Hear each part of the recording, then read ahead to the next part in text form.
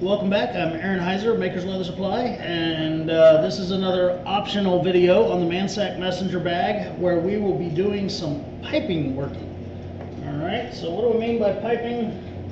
Here's one of my finished bags. What we're talking about is this stuff, right around the edges. It serves a couple of purposes. One, it's decorative, of course. You know, when you're using two contrasting colors of leather, then you'll be able to you know, add that other color in there some. And then the other thing is it actually helps the structural integrity of the bag. So like this bag, even when it's empty, just sits up straight when it's sitting here.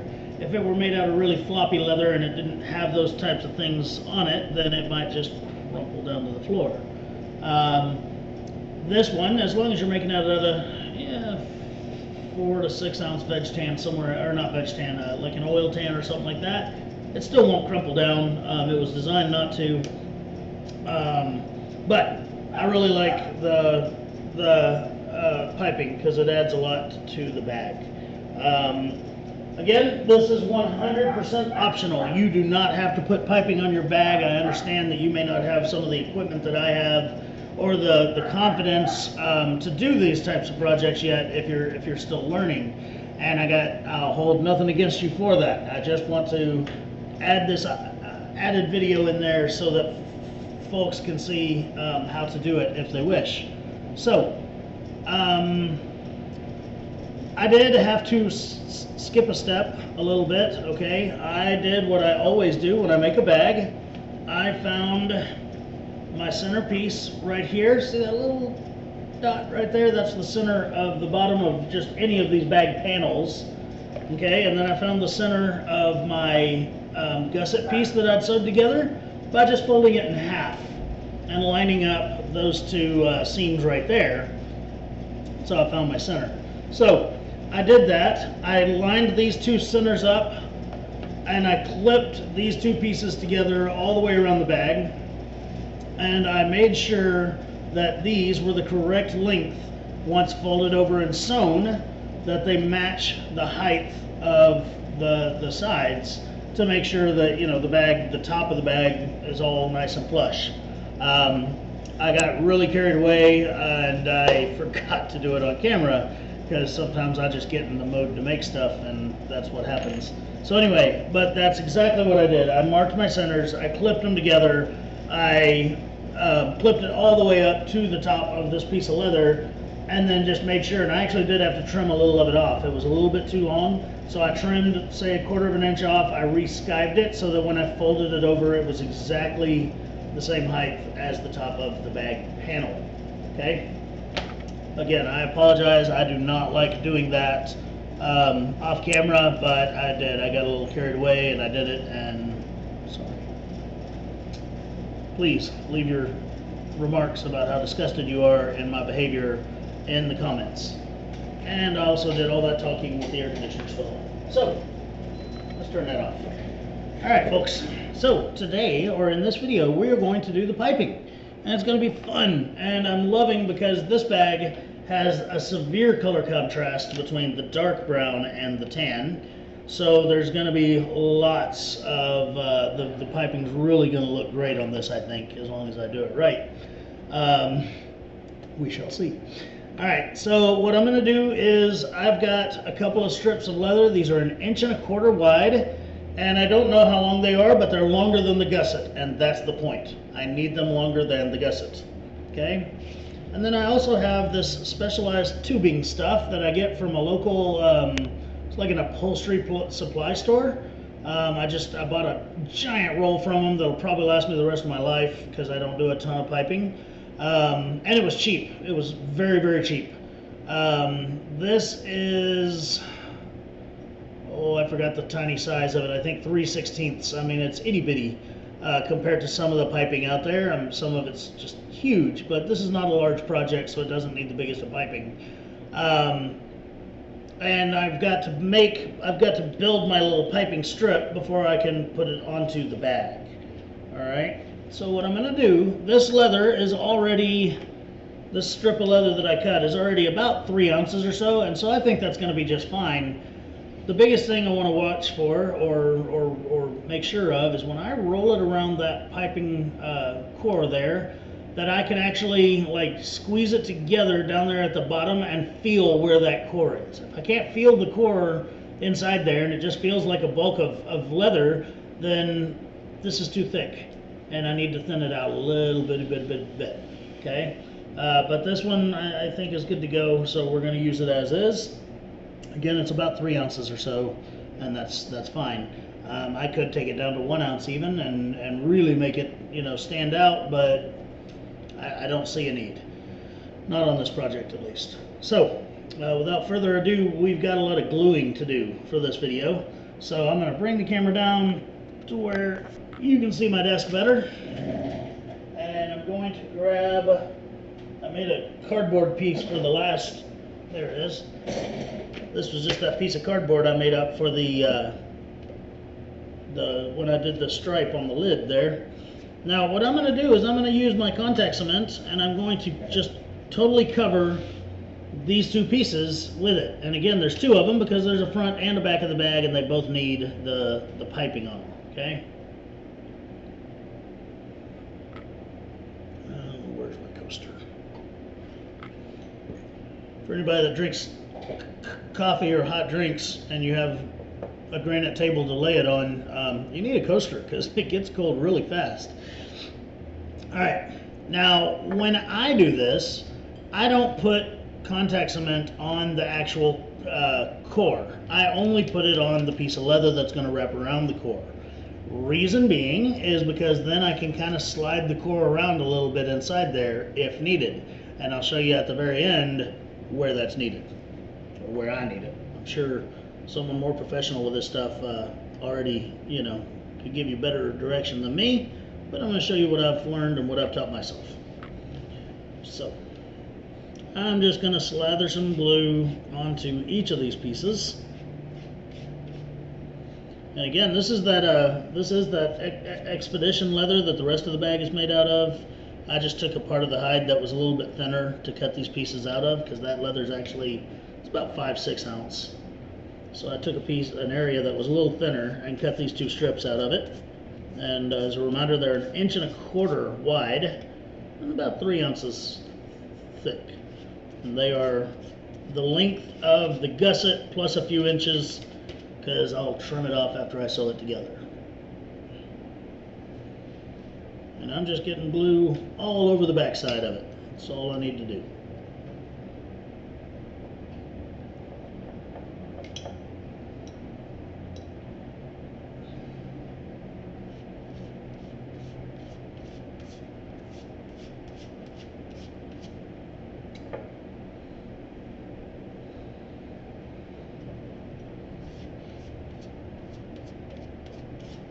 Okay, so there's one complete piece. Now I'll do the other one here, and I'm just going to pause the video while I do it because there's no reason for you to have to watch me do everything twice. I'm sure you get it. If you didn't get it, then you have the ability to rewind it and not have to watch me twice if you don't want to. So, we're going to pause it. Okay, so I covered both of these with glue. And now all I'm going to do is I'm going to take my core here, pull that off there, and I'm just going to wrap it around, put the core as much in the middle as I can, wrap it around, stick it to itself. If it needs it, I'll use clips, but I bet it won't need it. And I'm just going to work my way down, keeping that core directly in the center and lining up the edges and pinching them together, just like that. Alright, so once again, I'm going to repause the video because there's just no reason for you to have to watch me do this, and I'll unpause it before the very next little step. Alright, so got it all pinched together with the core inside of it. So now what I'm going to do is I'm going to take my squeaky toy and I'm just going to roll it just along the edge of that cord and create a crease. See the crease? Just right along the edge of the cord.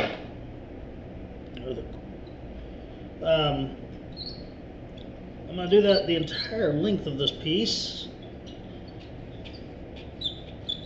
And that's going to help it to, one, stay glued, and two, anywhere that maybe I didn't push that core piece all the way to the fold of the leather, it'll force it into there.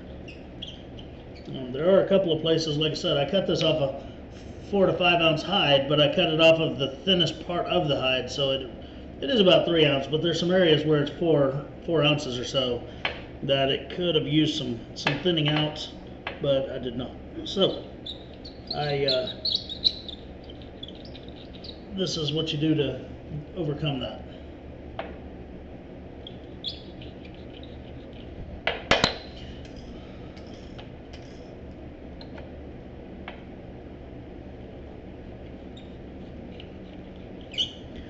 If you don't have a heavy roller like this, you could easily use a bone folder or a scratch awl even, you know, and just run along that to press that together and create that crease.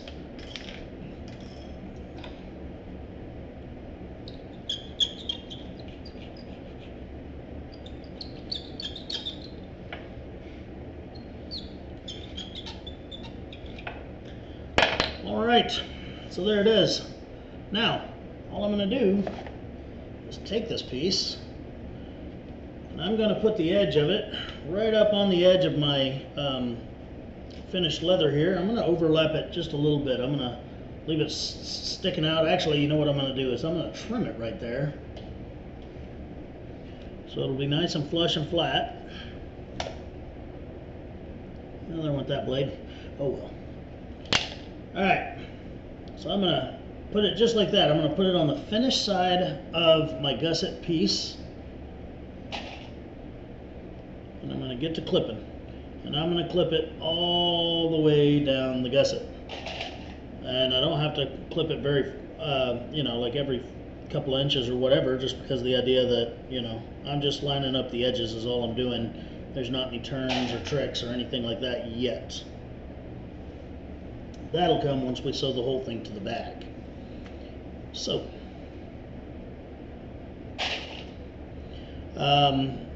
what we're going to do is we're going to end up sewing just this piece to the gusset first.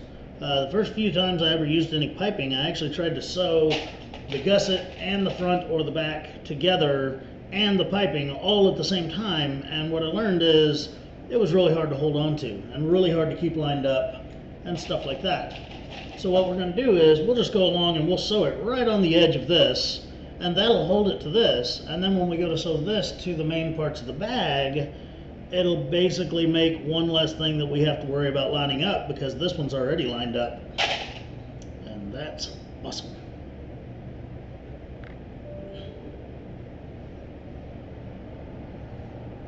Alright, so as you can see, it overhangs quite a bit, and that's good because this is the end where the leather was a little bit thicker. So that's really good, actually. I didn't want this part to really be part of it all, but I'd already committed myself because it was already glued.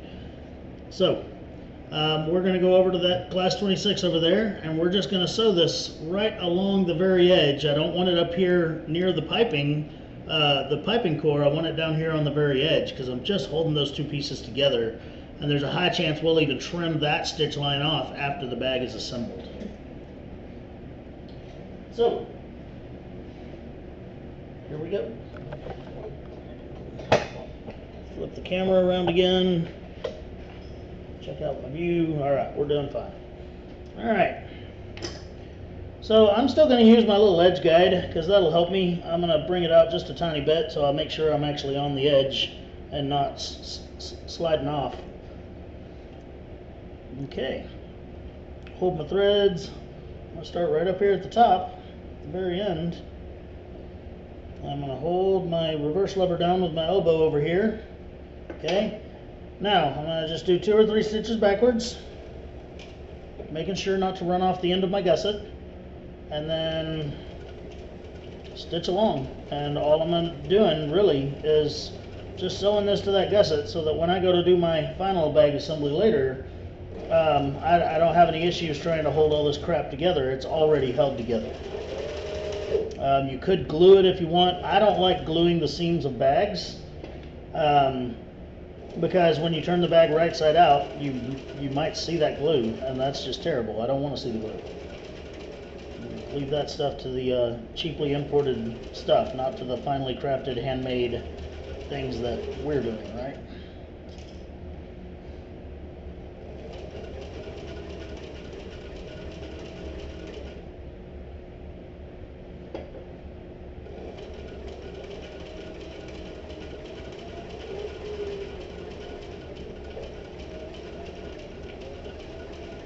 Now I do have what's called a piping foot for this machine, and it's a much wider presser foot, and it actually has like an indentation under it where it goes over this core. I will be using that when I do the final assembly of this bag.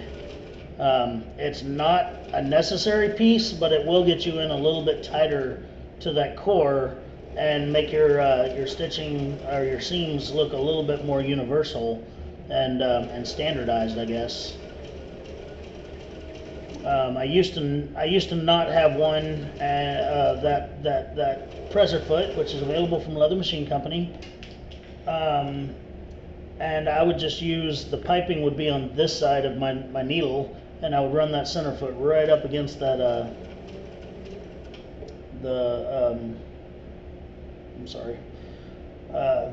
run that center foot right up against the core of the piping.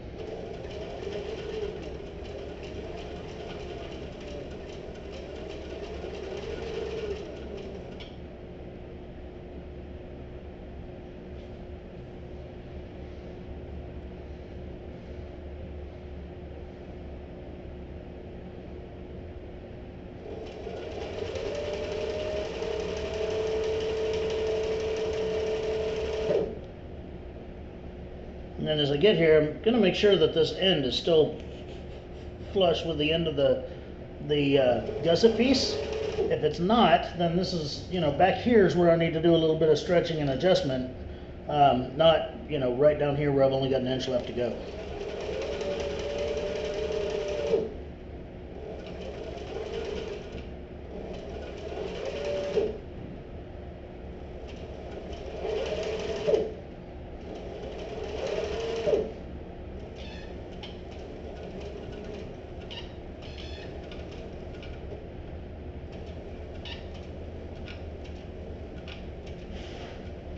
All the way to the end, a couple of reverse stitches, there you go.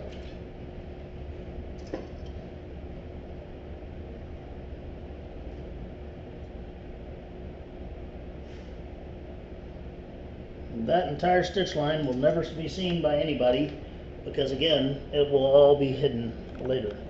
So I'm going to put the other prepared piping piece on here, following all the same methods, and when I'm done sewing all that together, we'll be back. Okay, so I got both sides sewn down, all the way down the whole thingy, the whole gusset. Pull my cutting board over here, because all I'm going to do is trim these off right even with the top of the gusset there. Use any kind of sharp knife, but I'm going to use this rotary cutter here because it doesn't push things out of the way, it just cuts them.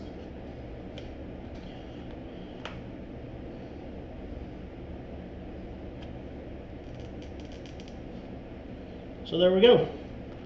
I am now ready to move on to assembling the bag itself, and that makes me happy.